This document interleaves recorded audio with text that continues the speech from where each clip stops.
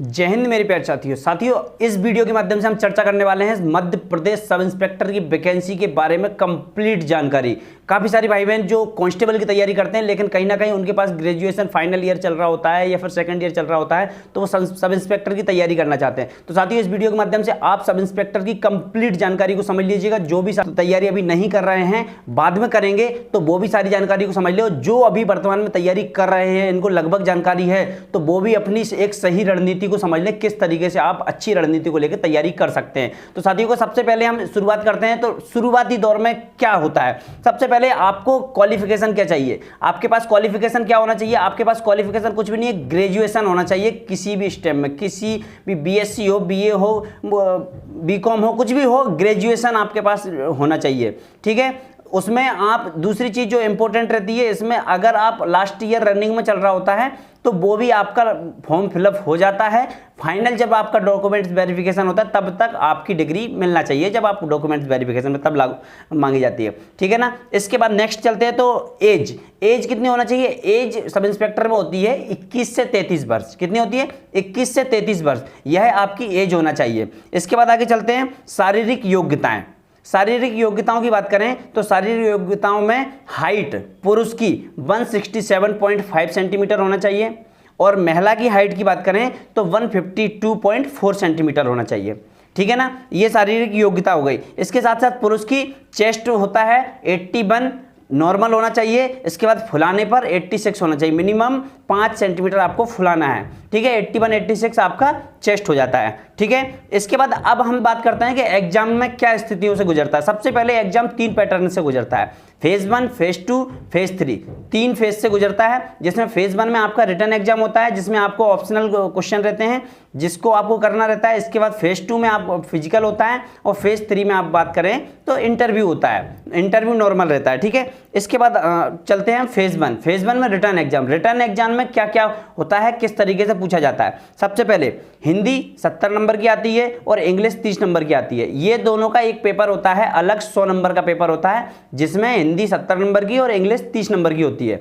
ध्यान रखिएगा, most important है ये सब्जेक्ट। अभी आगे रणनीति में बताता हूं मैं, रणनीति किस तरीके से बनाना है। इसके बाद एक और पेपर होता है जिसमें आपका GK, GS, math, reasoning, science, computer सभी मिला के इन ऑल टोटल 100 नंबर का एक अलग पेपर होता है, और ये दोनों के आधार पे आपकी मेरिट बनती है। ठीक है, लेकिन महत्वपूर्ण जो आपका हिंदी इंग्लिश, आपको स्कोरिंग यहीं पे मारना है, सबसे अच्छा स्कोर आप यहीं पे कर सकते हैं। चलिएगा आगे रणनीति में समझेंगे। ये तो नॉर्मल हो गया। इसके बाद आप करते हैं फिजिकल। फिजिकल के लिए आपको क्या चाहिए, सबसे पहले तो आपकी रनिंग होगी। रनिंग कितनी होगी, 800 मीटर की आपकी रनिंग होगी, 800 मीटर की आपकी रनिंग होगी। ठीक है, इसके बाद आपका लॉन्ग जंप होगा। लॉन्ग जंप होगा 13 फीट का लॉन्ग जंप होगा। महिलाओं के लिए 10 फीट का लॉन्ग जंप होगा। ठीक है, ये आपके फिजिकल में हो जाएगा। ठीक है, और बाकी रनिंग आपने देख लिया। अभी रनिंग का जो चार्ट आया है उस चार्ट के आधार पे कितने क्या समय में निकालना है, वो सभी उसके आधार पे नंबर का जो भी सिस्टम रहेगा वो नंबर सिस्टम रहेगा। बाकी सिलेबस यही है एग्जाम पैटर्न के लिए, Hindi, English, maths, reasoning, GS, GK, ये सारी चीजें, और ये लगभग रहेगा। इनके नंबर बढ़ाए जा सकते हैं, जो भी संशोधन होता है वो नोटिफिकेशन में अपन को क्लियर हो जाएगा। अब बात करते हैं कि एक सही रणनीति की। सही रणनीति क्या होना चाहिए। सबसे बेस्ट सही रणनीति के लिए देखिए साथियों कि सबसे ज़्यादा स्कोरिंग सब्जेक्ट कौन सा है आपका, हिंदी है, जहां आप सीधे सीधे 70 नंबर निकाल सकते हैं, 70 नंबर। और इसमें आपको पता रहता है कि आपके पास लिमिटेड टॉपिक रहते हैं। लिमिटेड टॉपिक हैं हिंदी में। आपको लगभग सभी को जो पहले से तैयारी कर रहे हैं आपको पता है कि हिंदी में स्कोरिंग है और हिंदी में कर लेते हो, हिंदी भी अच्छी रहती है। इंग्लिश में कहीं ना कहीं डीप हो जाता है, लेकिन फिर भी आपको इंग्लिश में मिनिमम 15 नंबर की तैयारी लेके चलना होगा, क्योंकि हिंदी में 70, अगर यहाँ पे 65 भी रहे और 15 यहाँ पे रहे तो आप 80 का यहाँ पे स्कोर कर देंगे। अब उधर स्कोर करना होगा आपको maths, reasoning, GS, GK, science.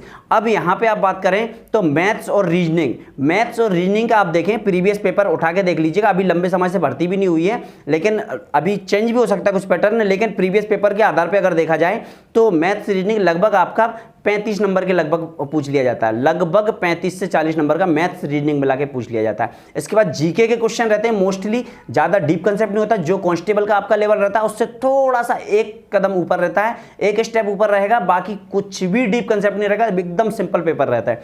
इसके बाद बात करते हैं साइंस की। साइंस में थोड़े से कंसेप्ट फिजिक्स और केमिस्ट्री से थोड़े आ जाते हैं, फॉर्मूलेज वगैरह पूछ लिए जाते हैं, वहाँ पे लोग गलतियाँ अक्सर करते हैं, तो आप एक बार नज़र डाल लीजिएगा। हालांकि टेलीग्राम चैनल पर मैंने सारी चीज़ों को चला रहा हूँ, साइंस से भी सारी चीज़ें, तो आप वहाँ से पढ़ सकते हैं, क्रमबद्ध तरीके से सारी चीज़ों को समझ सकते हैं।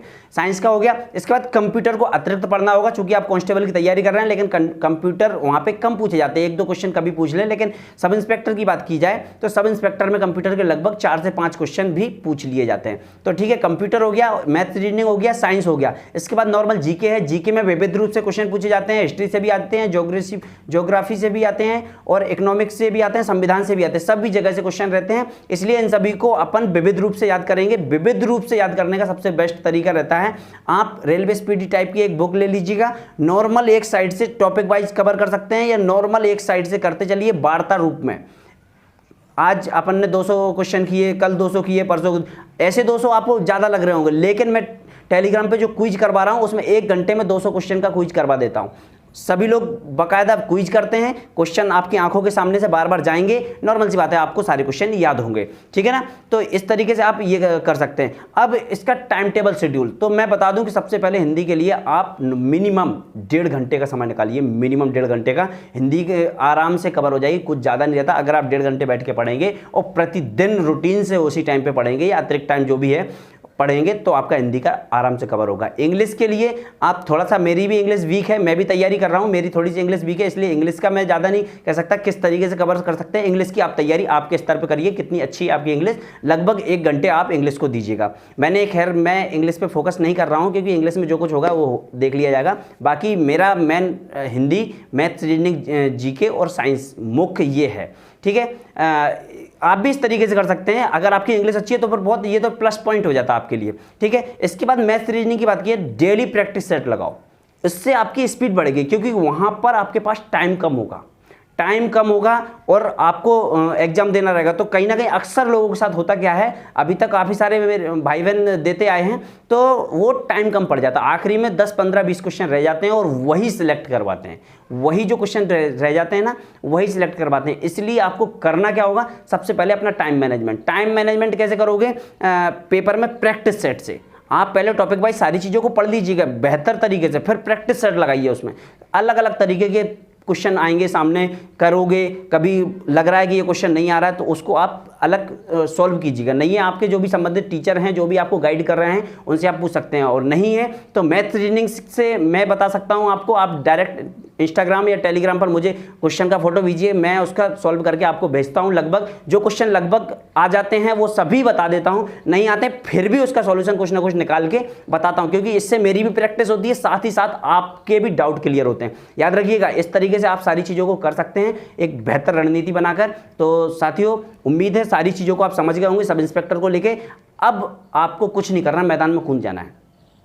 देखो भाई, 2 स्टार लगाना है तो मैदान में कूदना पड़ेगा। भाई हम भी तैयारी कर रहे हैं, बेस्ट तरीके से करते चलिए, वो बस सिलेक्शन लेना है। सिलेक्शन एक बार मिल गया ना, थानेदार बन गया। थानेदार बनने के बाद भैया जो जॉब प्रोफाइल रहता है ना थानेदार का, अलग ही रहता है भाई, एक अलग ही लेवल रहता है। तो आपकी लाइफ बहुत अच्छी होने वाली है। उम्मीद करता हूँ आप बेहतर तरीके से अच्छी रणनीति बना के तैयारी करना शुरू कर देंगे आज से और अभी से। तो आशा करता हूँ वीडियो में आपको सब चीज़ क्लियर है। तो उम्मीद है कि आप वीडियो को लाइक और शेयर अवश्य करेंगे, ताकि अन्य साथियों तक ये वीडियो पहुँच जाए। धन्यवाद।